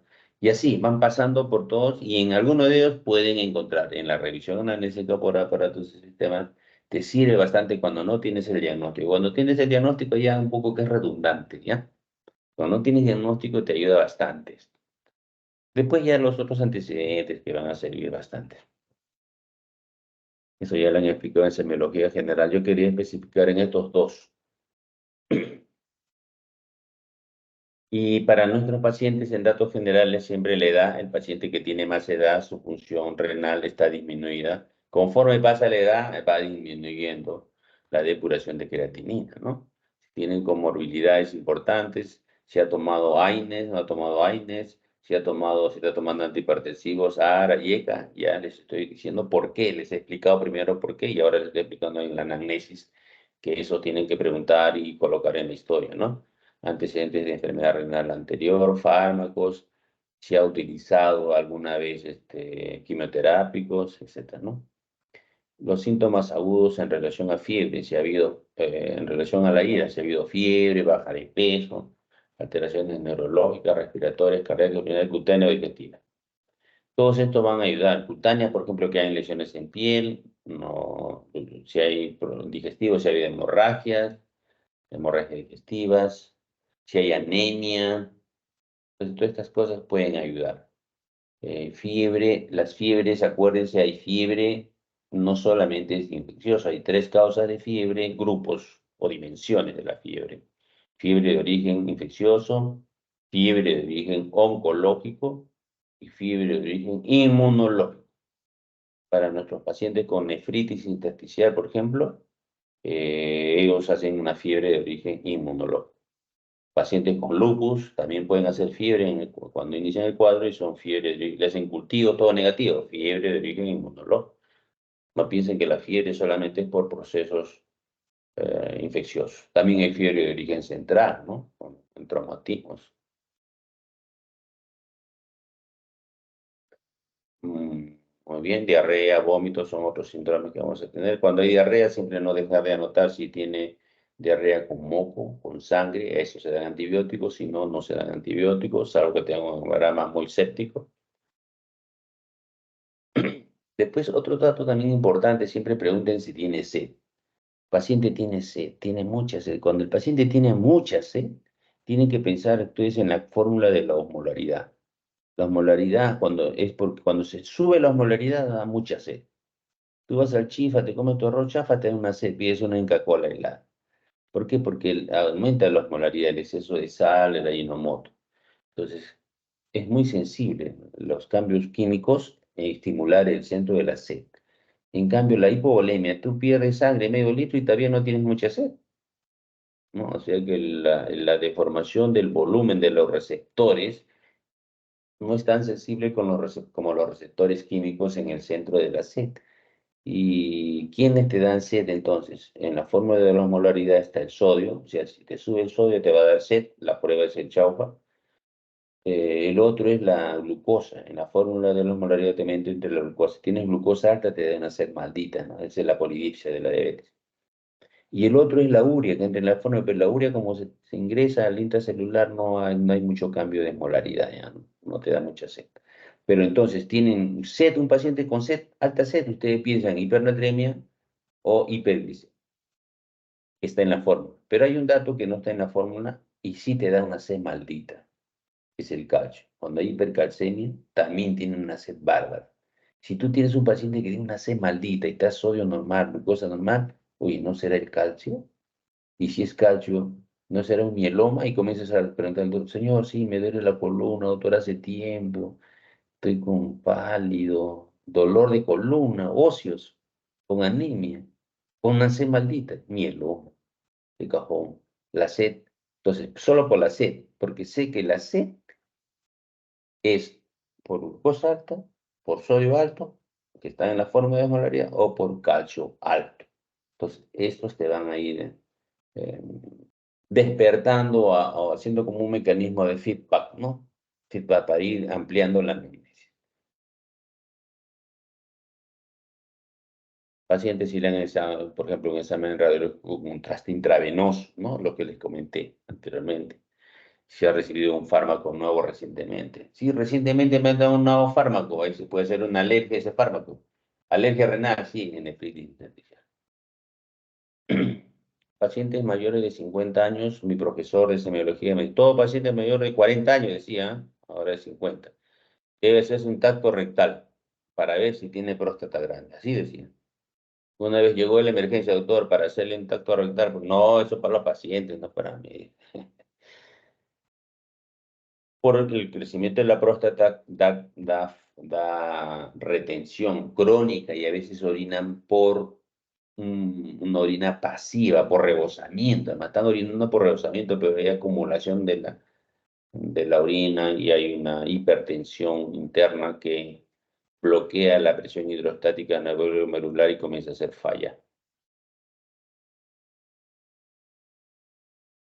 Siempre no olvidemos de preguntar por la espuma en la orina que nos habla.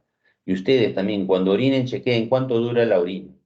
Cuando orinen, chequeen cuánto dura la espuma. Hay espuma, ustedes orinan y hay espuma, pero se desvanece rápidamente. ¿Cuánto tiempo dura? Aprendan para que ustedes también pregunten a las pacientes. ¿Tiene espuma? Sí, doctor, espuma, pero se desaparece rápido, no desaparece rápido. Ustedes tienen que ir practicando, mirando. Después la hematuria es como el lavado de carne, ¿no? Si tiene la orina es como lavado de carne, sí o no. Antecedentes de urolitiasis, edema facial, extremidades de los edemas.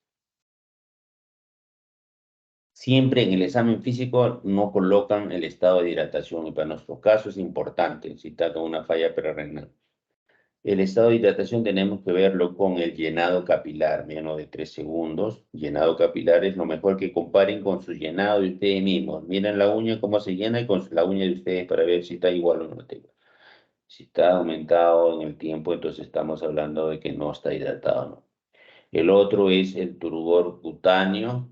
Claro que en los viejitos siempre va a estar siempre la piel arrugadita, ¿no? Pero en los niños, en los jóvenes, si tienen la piel se arruga, entonces dice, está hablando del estado de deshidratación. El otro es las mucosas secas. Eso hay que colocar en la historia, ¿no? Llenado capilar lento, mucosa oral seca, ya te habla del estado de hidratación. Y la otra es tomarle la presión, el ortostatismo. Tú tomas la presión echado y le tomas sentado. Si varía, dices, oye, está perdiendo volumen, ¿no? Ahí está deshidratado. Situación cardíaca, signos de insuficiencia cardíaca. Para explicar la insuficiencia renal por falla cardíaca, cuando hay signos de insuficiencia cardíaca, el paciente tú lo sientas en 45 grados y tienes irritación yugular, tienes edema de miembros inferiores, tienes hepatomegalia o reflujo hepatoyugular, y si le ocultas hay un ritmo de galope. ¿Cómo escuchas el ritmo de galope? Hacen al caballito. Así. Ustedes en el hombro del paciente hacen este sonido y ocultando para tratar de sincronizar el sonido que hacen sus uñas de 3 dedos con el sonido del corazón. Si sincronizan, encuentran el ritmo de galope cuando hay insuficiencia cardíaca. Si no hacen esto, no se van a dar cuenta porque no tienen experiencia, pues el cardiólogo hace. Eso creo que me enseñó un profesor, lo aprendí así de casualidad, porque tiene ritmo de galope, yo no escuchaba, tiene ritmo de galope, escúchale. Y ahí me la pasé. Y entonces comencé a hacer con mi dedo el ritmo de galope y sincronicé y tenía. Y en otra oportunidad esculté así de chico, no de alumno, no como ustedes, esculté. Doctora, aquí hay un ritmo de galope. A ver, así, está bien, me dijo, está bien, ¿cómo lo has hecho? Escuchando. Pero no le dije el truco, ¿no? Haciendo ritmo de galope. Otra potencial etiología globo vesical. ¿Cómo sabemos si tiene un paciente globo vesical? El globo vesical se da primero que es un dolor agudo, intenso, puede ser el paciente hipertensión arterial por el dolor. Y la forma es, primero que está encima del hueso del pubis, ¿no? Por encima del pubis hay una masa convexa hacia abajo, obviamente, hacia el pubis, ¿no? Y ustedes hacen una matidez y hay una curva convexa. Ese es el globo vesical, que no orina, el pañal está seco. Señorita, ¿cuánto orina de noche? Nada. Entonces, ese puede ser un globo vesical y duele, pues duele, ¿no? En cambio, la citis tiene la forma es al revés, cóncava, hacia arriba, y es una matidez diferente, ¿no? Y no hay tanto dolor. En el globo vesical duele intensamente, en la citis no duele mucho. No duele, sino de la oleada, esa cosa. Soplos o manifestaciones de embolización periférica. Los soplos, siempre ocultar en el riñón, siempre tratemos de ocultar los riñones en la zona lumbar y en el punto renoureteral superior. Pongan el estetoscopio a ver si hay soplo. Si hay soplo por adelante, en los puntos renoureterales, sospechamos que puede haber un soplo de la arteria renal, por lo tanto una estenosis renal, o también podemos encontrar un soplo por insuficiencia de la arteria mesentérica, que en ese caso da dolor. Cada vez que come le duele. Será gastritis. No, es por insuficiencia mesentérica. Así como hay insuficiencia coronaria, también hay mesentérica. Entonces, si ustedes escuchan, ponen el estetoscopio metódicamente, en algún momento escuchan un soplo y dicen, es un vascular, ¿no? Será renal, será mesentérico, dependiendo. Si encuentran por atrás en la fosa lumbar, más probable que sea renal.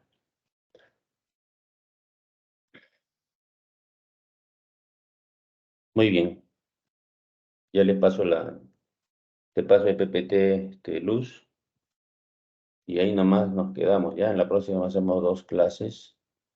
Esta clase era amplia y me han hecho renegar ustedes porque no están todos, creo. Me voy a hacer el loco que están todos. Luz, te paso tu WhatsApp, el PPT, ¿ya? Sí, doctor, por favor. Entonces, el día 9 estaría dictando las 2 clases pendientes. ¿Cuándo?